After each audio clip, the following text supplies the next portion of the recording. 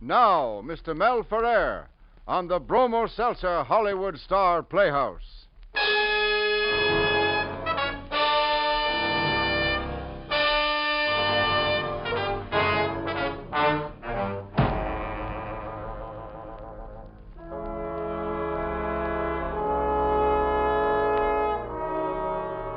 Bromo Seltzer presents Hollywood Star Playhouse. Tales of suspense, thrills, adventure by Hollywood's finest writers with Hollywood's top stars. Portions of this program are transcribed and is brought to you by Bromo Seltzer, the fast, effective headache help which reminds you to... Good evening, ladies and gentlemen. This is Herbert Rawlinson. Welcome to the Bromo Seltzer Hollywood Star Playhouse.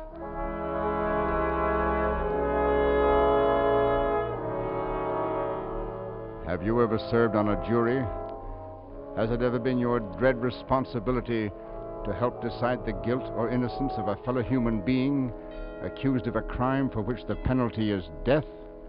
Then listen, for tonight you will be a juror by proxy as Mr. Mel Ferrer creates for you the unforgettable role of Steele Harker in Exhibit A.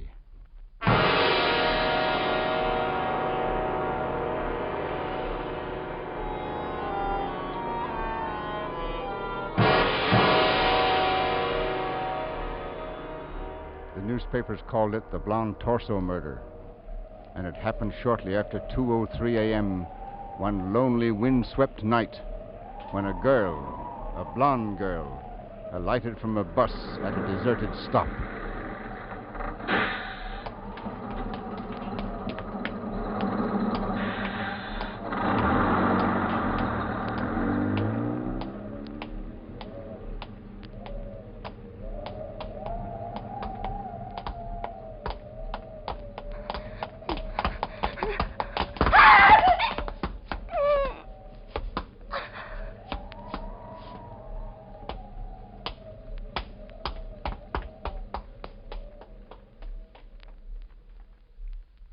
And then, 100 headlines later... We'll wait in here. I'll unlock the handcuffs so you can be comfortable. Thanks. Will it be long? Shouldn't be. Judge was sleeping when word came that the jury had reached a verdict. But he said he'd be right down. Lawyers are here already. Cigarette? Well, no, thanks. I got to shake so bad I'd probably burn myself. Funny, huh? Yeah, funny. Mind if I sort of walk up and down? Just so you don't try anything. Are you crazy? Why should I try anything? That jury's going to let me off. An hour from now, I'll be a free man again. As free as the day I walked in and confessed. Yeah. It was a phony confession. I'm not guilty of murder. You know that if you were at the trial. Look, Harker, you don't have to go into all that for my sake. No, for my sake. You see, makes me feel better to talk. Always was a talking kind. Only wasn't very often that people would listen. The only person who ever listened to me, what I mean, really listened, was Helen. Helen, you know, is my wife. Nothing about me makes sense unless you understand about Helen. If it hadn't been for her, I'd never have made that phony confession. You see, she left me. It wasn't the first time, but always before she'd come back real quick. But not this time, see? A week passes. 2 weeks. 3 weeks. And then, one afternoon, I'm walking down Broadway. I don't know why it is, but I never feel so lost as when I'm part of a crowd.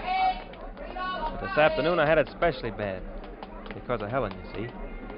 I walked along saying to myself, I'm a nobody. I'm a nothing. Everybody else counts. Everybody else is important. No wonder Helen left me. Even if it hadn't been for the argument, she'd have left me. If only I could make these people notice me as a person, as a living human being. If only I could get Helen to come back to me again. If only... That's when it hit me. The answer. The answer to the whole problem. My whole problem. how to make people notice me, how to get Helen back. Yeah.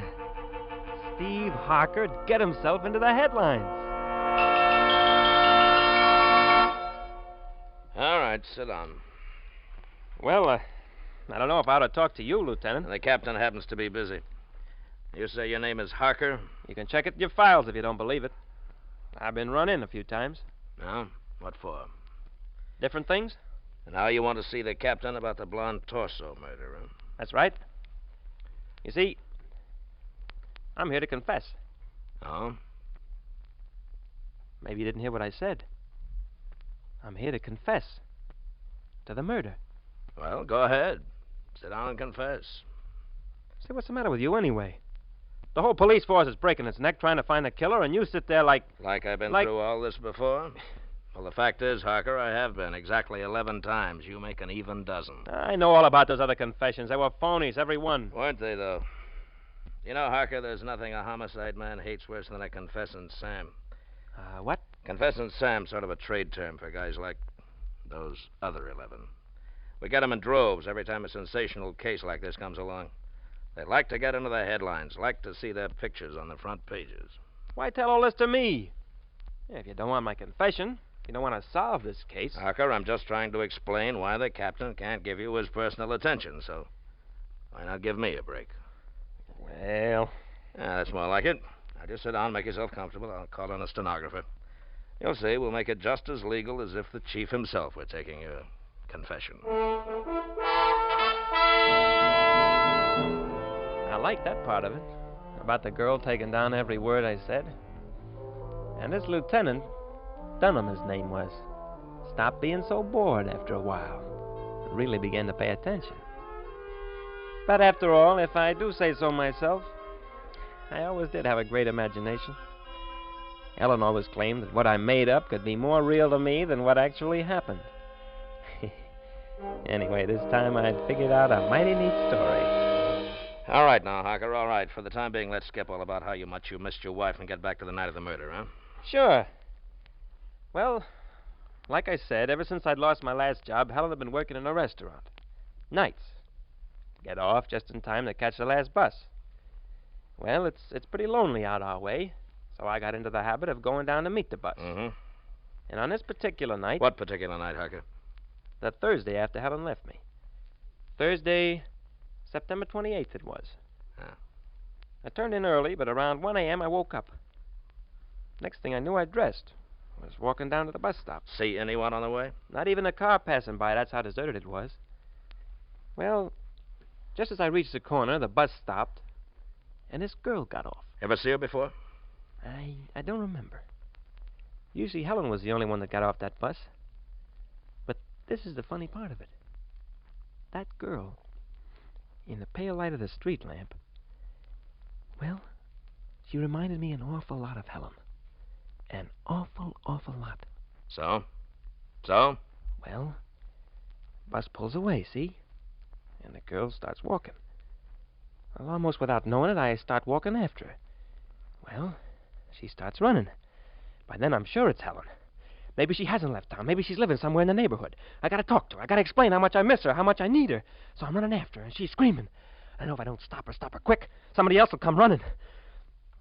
Well? Do I have to tell you everything? Everything. All right.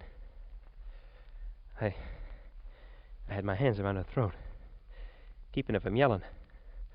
When I saw it wasn't Helen after all. Well, that made everything that much worse. This girl would tell on me, give my description. Then I'd never be able to get Helen back, never. And I had to have Helen. So, I made real sure she was dead. How? You know how, with the knife, of course, the knife. What knife? The knife I brought along. Why should you bring along a knife? I said, why should you give bring... me a chance to... I got it, yeah. I'd been asleep before I started for the bus stop, remember? Had a terrible dream. Somebody jumped out at me from somewhere with a knife. Well, Helen always said I let dreams upset me too much. Anyway, when I started for the bus stop, I brought along the knife. Satisfied? Where is the knife, Harker? Huh? Oh, I ditched it. Where? Can't remember. I had to get away from there so fast, I had to get rid of it, so I threw it away. You haven't got the slightest idea where.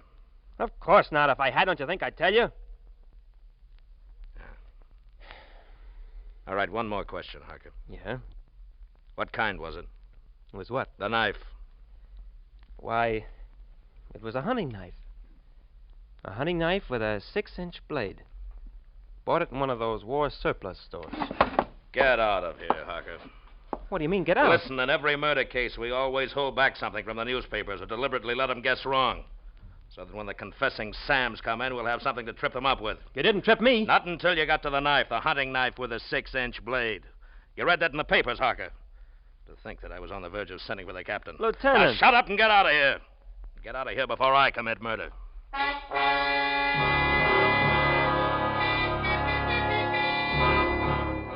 I don't think I've ever hated anyone more than I hated Lieutenant Dunham right then. Now I was right back where I'd been before. The empty days. The nights that stood still. No, I couldn't go back to that. I had to find some way of getting past the lieutenant. If only it hadn't been for that knife. Knife. Of course, that was the answer. The murder had been committed with some kind of a knife. What if I was to find the knife? Oh, no. Lieutenant! Harker, when you left my office last night, I checked your file. They've got you down as a psycho. A more or less harmless psycho. Probably don't remember half of what happened yesterday, but so help me. Just a minute, Lieutenant. So help me, Harker. If you're still here 60 seconds from now, I'm going to turn you in for obstructing justice. They'll give you 90 days. About the knife, Lieutenant. Harker, I'm sick and tired. What about the knife? It was a butcher knife. Hollow ground with an 8.5-inch blade. Who told you that? Nobody told me. They didn't have to. I've got it right here under my coat. See? No. Now who's a confessing Sam? Not Steve Harker. I just happen to be the real murderer.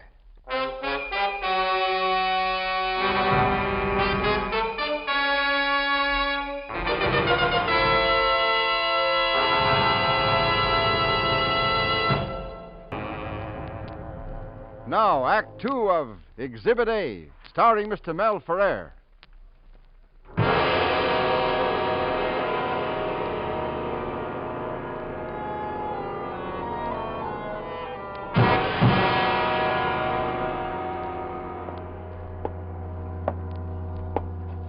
Bailiff! Yeah, Harker. You sure the judge hasn't come yet? I'll be notified the moment he does. Jury can't render a verdict without you being present.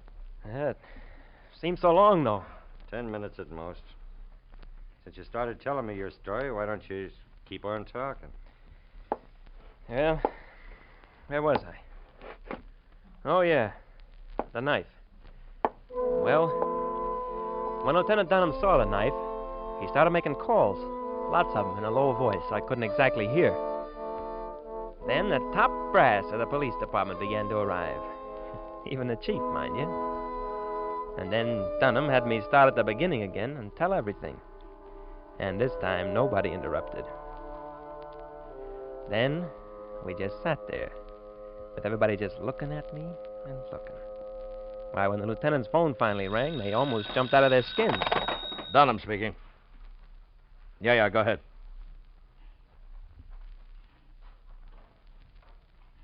Okay. The lab. Stains on the knife of blood. Everything checks.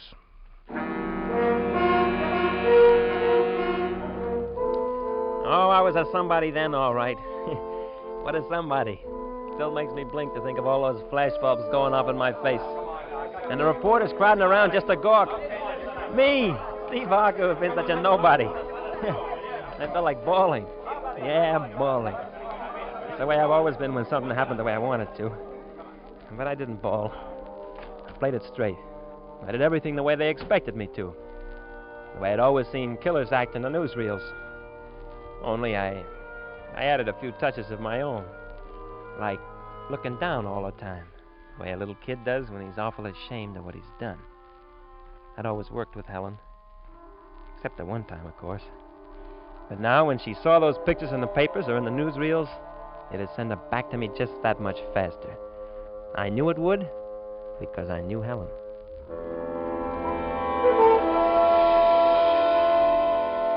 It only took 3 days, and there she was, sitting on the other side of the wire barrier. Hello, Steve. Helen. Oh, Helen. Don't, Steve. We have so little time. Took you 3 days, Helen. That means... Yeah, you must have been in Chicago. With your cousin? Yes, Steve. Uh-huh. I think... Yeah, I'm sure I wrote your letter there right after you left home. I wrote your letter everywhere I thought you might have gone. Did you read it, Helen? I wrote in how sorry I was and that you were right about me never really trying to hold on to a job. That if you'd only give me one more chance... Steve, please, I've got to find out what about a lawyer. Lawyer? For the trial, Steve. Have they given you a lawyer yet? Because I've already talked to the one you ought to have. He's expensive, but I don't want the court to assign you a lawyer. He mightn't handle it just right. Helen, you can forget about lawyers. I don't need one. You've got to have a lawyer, Steve. Otherwise... Well, anyway, this one I talked to said if you were to enter a plea of insanity... Insanity. Fine thing. Spending the rest of my life in a booby hatch. Oh, this lawyer, Steve, he said it might not be the rest of your life. He said that after a few years, maybe... Helen, listen. If you'll just give me a chance to tell No, you... don't, Steve. What's done is done, but I couldn't bear to have you tell me about it. I haven't even read the papers since that first day. To think that you love me that much. Oh, Helen, if it wasn't for you... If it wasn't for me, you wouldn't be here now. I should have stood by, helped you, watched out for you. I'm the one who's guilty, Steve. Far more than you. I should have known. Helen! Shh. But listen to me, will you? Helen, how could you be guilty when I'm not guilty? I didn't kill that girl, Helen. I made up that confession. Yes, Steve. You don't believe me. Well, sometimes you forget things. But I didn't forget this. I mean, I made this up. You'll see. Tomorrow this time I'll be out of here. We'll start all over again. You give me one more chance. Won't you, Helen? Won't you? Yes, Steve. Of course.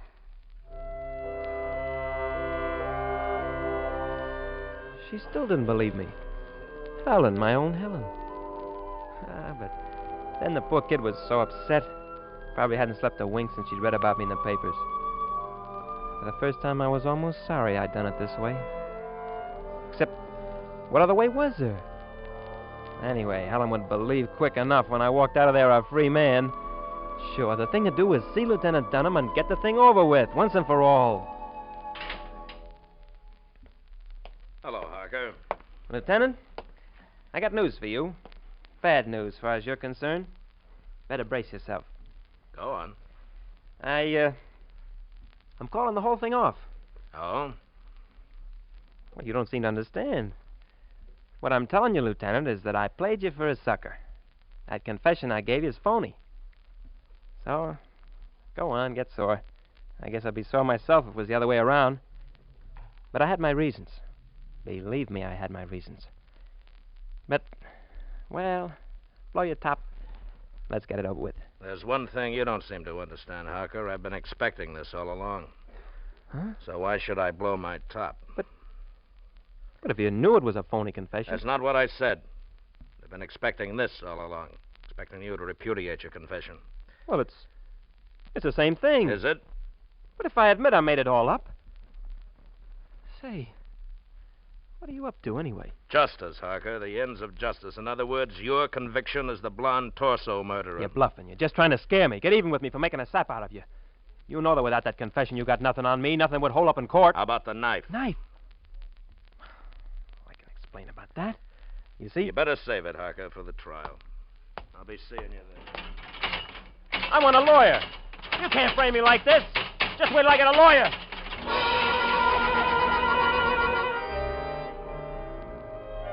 Helen got me the lawyer, all right. The expensive one. But not expensive enough, I guess. Because if I'd had the right lawyer, he'd have sprung me. Why, I'd have been out of there that same day. Well, I couldn't blame Helen. She couldn't even afford to pay for this one. So I tried to put up with him, to get along with him. Look, Harker, if you haven't even got an alibi for that night, the night of September the 28th... But I have got an alibi. I was in the apartment, I tell you, asleep in my bed in the apartment. Yes, I know, but how are we going to prove it? The other tenants. Two of them will swear that you came in around 8 o'clock that evening, but nobody will swear that you didn't go out again. And that's what we need, proof that you didn't go out again. Well, let them prove that I did. They haven't got a case against me. They've got the knife, Harker. But I can explain that. It's simple. Dunham kicked me out the first time I tried to confess because I guessed wrong about the knife. So I said to myself, I've got to bring in the knife. Harker, you've told me this at least 100 times. Well, I'll tell you again. Then maybe it'll sink in. Trouble with you is you don't listen. But the jury will. All I have to do is explain to the jury that I know that whole neighborhood. Inside out and upside down. So I asked myself, where do you suppose a murderer could have ditched the knife? He wouldn't have taken it with him, that's a cinch. So he ditched it. But where? The police looked and looked, but couldn't find it. They even dragged the sewers and culverts. Where could it be? And then it hit me. Yeah, you remembered a lamppost not far from the scene of the crime. A lamppost that had lost the little door in its base. And you went there and stuck your hand inside the base, and there it was. Yeah. Now, could anything be simpler than that? Harker, as your lawyer, I have to consider the possibility that they won't believe that's how you found the knife. But that's the craziest thing I ever heard of. If I was a murderer, would I bring the knife to the police? Answer me that, Ellison. Would I bring the knife to the police if I was a murderer? Would I? Would I?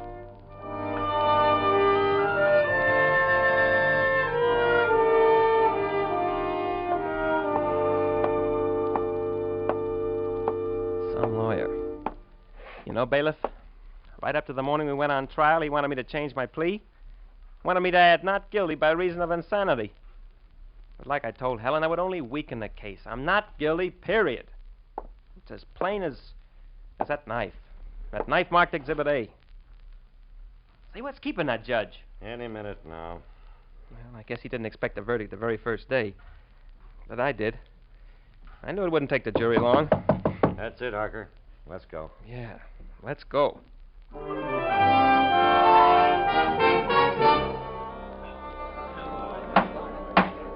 Silence, or I shall order the courtroom cleared. You have reached a verdict? We have. Will the defendant rise? You will please read the verdict. We, the jury, find the defendant guilty as charged. You see, I said all along that... Guilty? Oh, no. No! Silence! I order the prisoner remanded to custody until November 13th, when sentence will be passed. Court adjourned. Steve. I'm sorry, Mrs. Oh, please, Harker. bailiff. All right, but make it quick. Steve. Helen. They said guilty. But you know I'm innocent.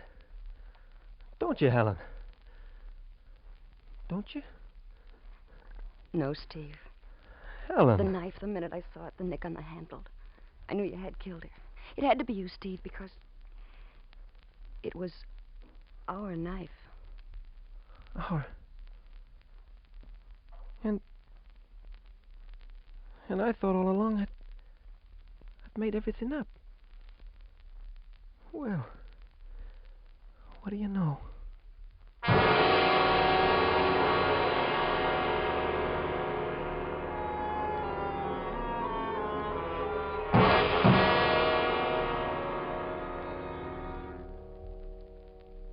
Mel, that was great. An exciting story, excitingly told. Thanks. It was a pleasure, Mr. Rawlinson. I'd like to say thanks right now to Bill Conrad, if I may, who played the part of Dunham. Thanks, Bill. In just a moment, I'm going to introduce Miss Rosalind Russell, the star of next week's play. Mel Ferrer appears through the courtesy of RKO Radio Pictures, whose current release is Where Danger Lives, starring Robert Mitchum and Faith Domergue. Tonight's play was written especially for Mr. Ferrer by Maurice Zim, with music composed and conducted by Jeff Alexander. The entire production is under the direction of Jack Johnstone. And now here is the star of next week's thrilling story on Hollywood Star Playhouse, Miss Rosalind Russell. It was all wrong. Terribly wrong. I'd left New York one pleasant day in 1950 and arrived 3 hours later in Pennsylvania in the year 1863. How? And why had I driven 87 years into the past to murder a man I'd never seen. It was insane. Or was I? Yes, Rosalind, Drums of Yesterday should be an exciting experience for next week's play. On tonight's program, all characters and incidents were fictitious. Any similarity to actual characters or incidents is purely coincidental. Portions of this program were transcribed. And now this is Herbert Rawlinson saying good night for all of us here on the Hollywood Star Playhouse, and for Bromo Seltzer, the fast, effective headache help in the